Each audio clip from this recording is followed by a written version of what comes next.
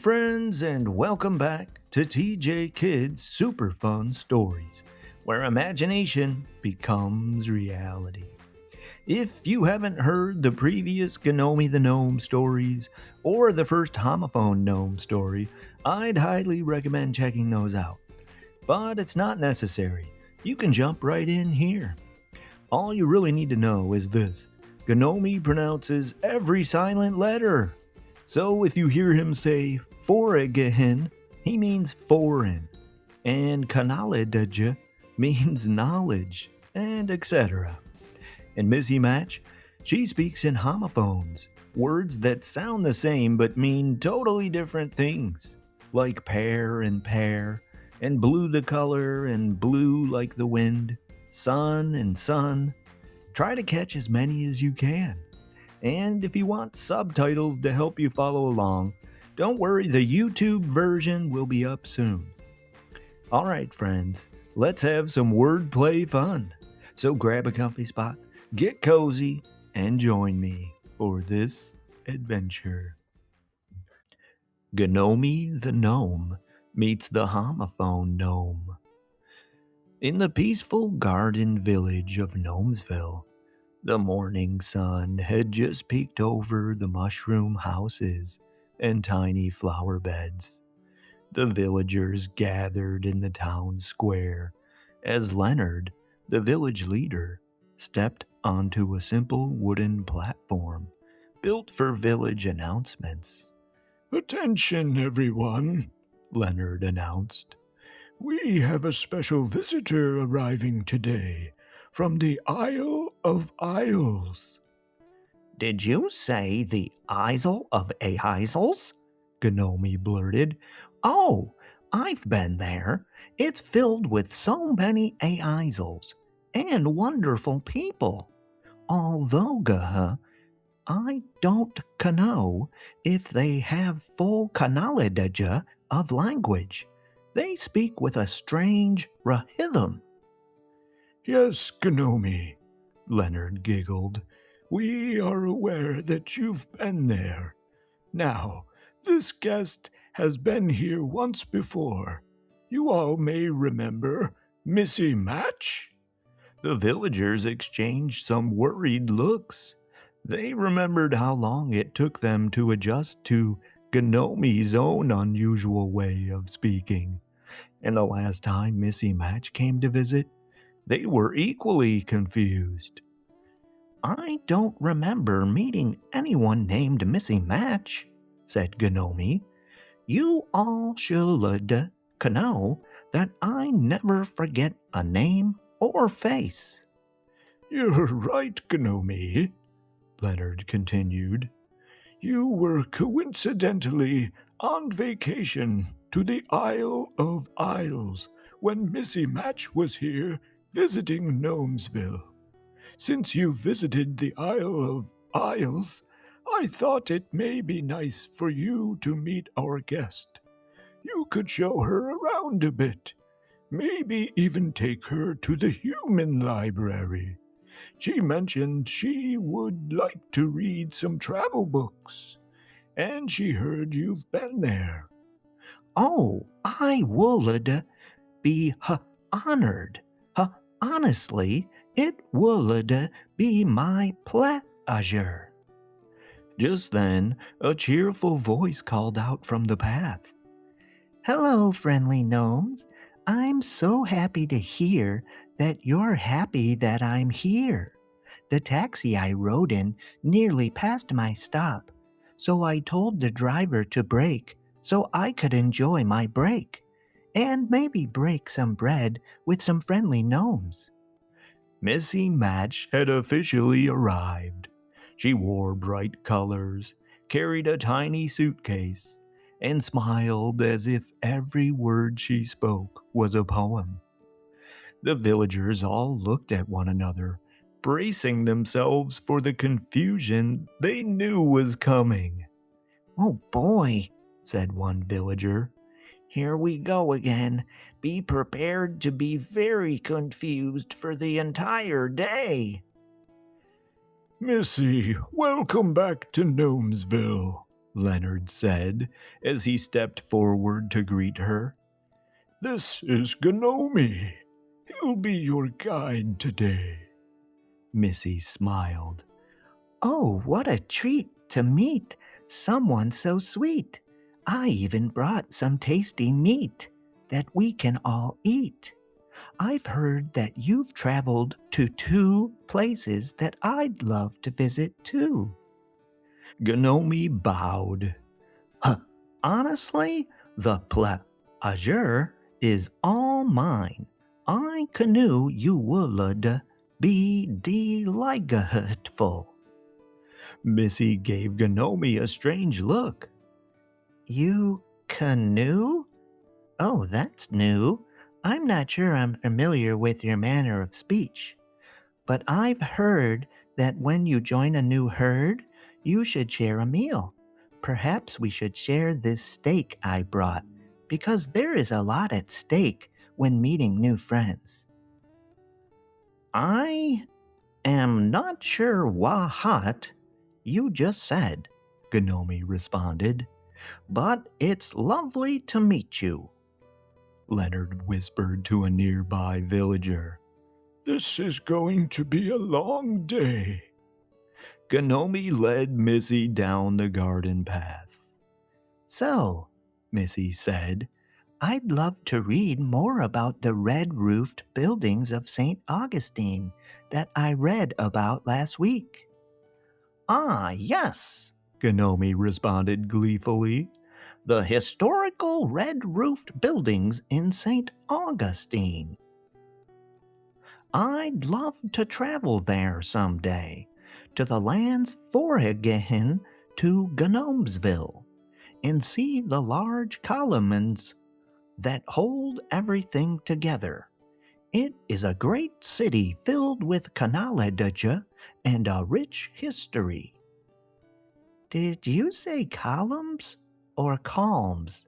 Missy asked, because I do love the calm ocean, and I read that the red-roofed castle in St. Augustine is right near the beach. Oh, how wonderful it would be to see the sea. Don't you agree? A perfect spot to write, right? I said columns, Ganomee replied. You know, the tall things that hold up buildings or castles? Missy looked a bit confused. Oh, no, I don't know what you mean. Or should I say, I don't think I knew what you meant, even though it's new, speaking with someone who speaks like you? Or maybe I don't know what you mean? I don't know what you're saying, Ganomee responded. I think we may need a translator. Anyway, follow me, Missy. The library is this way. When they reached the human library, Missy gasped in awe at the size of it. Wow, Missy said. Would you look at all that wood? It's huge. I wonder if there are any ways to measure how much it weighs. Anyways, let's go in. Okay, said Ganomee. Then he marched inside, and Missy followed. Greetings, human librarian. I have returned for more knowledge, and I have brought a friend. The librarian looked up and smiled. Oh my goodness, it's you, the silent letter guy that dresses like a gnome. It's Gnome, Ganomee corrected. And the name is Ganomee the Gnome. Oh, that's right, said the librarian. How could I forget? Welcome back, Ganomee. And who is your new friend here? Missy stepped forward. Hello, I'm Missy Match. I'm here to see the sea of books you have. And I have a list of books I wanted to read, but I must have lost it. It was new and blue, but the wind blew, and I think it flew out from the belt around my waist. Oh, what a waste. I do apologize for my haste. Oh my, the librarian mumbled. Now there are 2 of them. Ganomee proudly introduced her. She is from the Isle of Isles. They speak with a strange rhythm there. Missy giggled. Oh, I don't mean to speak funny or rhyme all the time. It's just our way. What can I say? And I don't mean to be rude, but you too speak a little funny too. It's true. This is going to be a long shift, the librarian whispered. Missy wandered into the animal section. Oh, look, she said. A book about whales. I've always wondered what it sounds like when a whale wails. Then she walked over to the garden section. Look, she said, a book about digging holes. I wonder if the whole book is about holes. One thing I know is to always say no to digging a hole when the moon is whole, because if you do, the morning dew acts like slippery goo. Then she turned to the librarian. By the way, when will these books be due? I would guess in a week or 2, but what if I check out 2 and Ganomee gets 2 too? Do the 2 of us just bring the 2 to you? Ganomee corrected her. Although, I do enjoy ballet, I don't need a tutu. What? Missy responded. You know, if I had 10 cents for every time you don't make sense, I'd be rich. What? Ganomee said. Honestly, I think my brain is melting. Librarian, do you have any knowledge on foreign languages that may help us bridge this language gap? The librarian just stood there with a shocked look on her face. I'm sorry, I have no idea what is happening here. I'll be at the checkout desk when you're ready. Just then, Missy shouted out, Look, more books over here. Hey, Ganomee, did you hear me talking to you? More books over here, too. Oh, they smell so good. I just love their scents. Does that make sense? Oh, and here are some books about knights who only ride at night. She held up a book to show Ganomee. Ah, yes, Ganomee said, Knights with their shiny swords, riding toward their castles. We had better grab our books and check out. Then we should get something to eat. I know a great place. They took their books to the librarian. Ganomee helped Missy get a new library card, and the 2 of them checked out their books. Then they headed to the café for a snack. Ganomee stepped up to the counter. Greetings! I would like a raspberry smoothie and a salmon sandwich.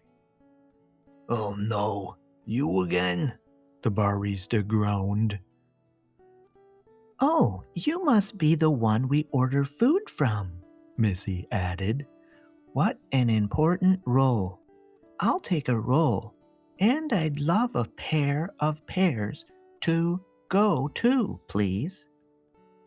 What? Said the barista. She speaks in strange rhythms, said Ganomee.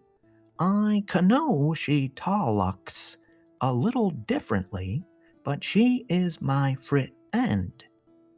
The barista slapped his forehead. I need a vacation, he muttered as he walked back to the kitchen. A few moments later, he returned.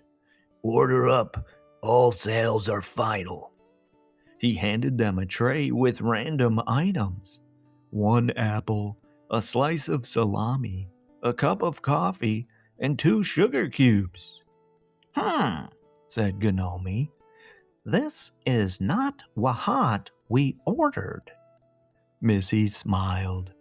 Oh, this will be just fine. But if I knew that they had so many new things to eat, I would have ordered more. Look over there. Is that their famous ice cream? And today is Sunday. I love a good sundae on a Sunday. As they walked back to Gnomesville, the 2 new friends nibbled and sipped their mystery food. You know what? Ganomee said. These sugar cubes aren't bad. Ganomee, I must say, Missy replied. You speak in such a unique way. It's like every way you say what you say gives me something extra to weigh. Ganomee smiled. We may not understand each other very well, but I can know that I enjoyed the day with you. I feel the same way, said Missy, and I was just about to tell you too. The 2 of us just have too much fun. When they arrived back in Gnomesville, Leonard greeted them. So, how did it go? Well, said Ganomee, we visited the human library, which you know is filled with knowledge. Then we went to the café and enjoyed some interesting food. Everyone was delightful, but struggled to understand our languages. But we had such a lovely time, Missy added. The 2 of us had too much fun. To sum it all up, it took some time to understand each other, but the 2 of us together is just too good to be true. Yes, Leonard agreed. I think we have all learned that when people speak differently, we can still connect if we listen with care. And from that day forward, Gnomesville became a place where silent letters and homophones lived together in perfect, hilarious harmony. The end. And that is the end of our story, friends. Oh boy, that one was hard to read, but so much fun. What a day in Gnomesville. Silent letters flying everywhere, homophones bouncing all over the place, and 2 gnomes trying their absolute best to understand each other, even when their words sounded like they came from 2 totally different dictionaries. And that reminds me of a moral I learned from this story. When people speak differently, whether it's silent letters, homophones, accents, or just their own unique style, we can still find common ground if we listen with care, stay patient, and choose kindness. And hey, it never hurts to study your homophones or silent letters, just in case you ever run into some funny speaking gnomes, right? You never know. So, what did you learn today? Well, that's it for today, friends. Thanks for tuning in. See you on the next one. Toodles!